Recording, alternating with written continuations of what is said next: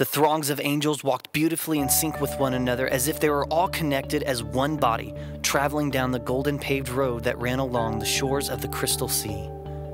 Their massive white feathered wings were gently folded behind their backs. Each angel was illuminated with a different color, some even unknown to the human eye. They all wore solid white gowns with a golden sash that had their names engraved in their heavenly language with a crimson red. The atmosphere was filled with soft, peaceful music, as if a lullaby was being played off in the distance. The place was well lit with beautiful arrays of colors from the angels, but the brightest of them all came from a brilliant light of glory that provided light to the entire land. It was as if the sun hung just above their heads. However, the sun was nowhere to be seen. As angels walked ever closer to the source of this great light, the music gently grew louder and louder, and they hummed along to the tune of a sweet melody. At the very front of the line, leading the mass of the angelic host, marched two heaven's head angels, Gabriel and Michael. Gabriel stood 8 feet tall, illuminated with a beautiful hue of blue.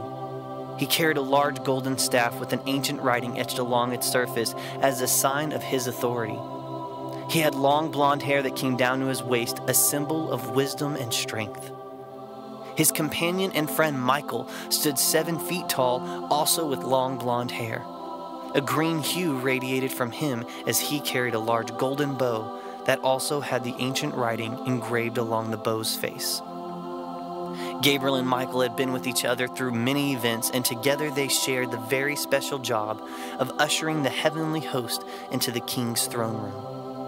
Gabriel was the first to speak as they continued to march. "Something doesn't feel right today."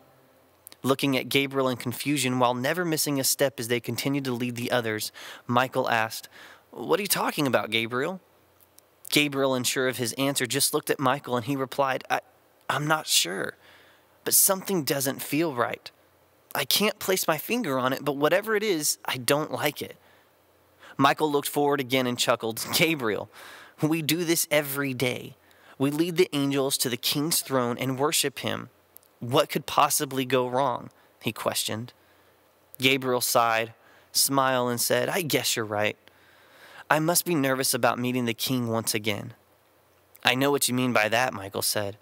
"It's hard not to tremble in his presence. He's so powerful and mighty, and yet he loves us so much.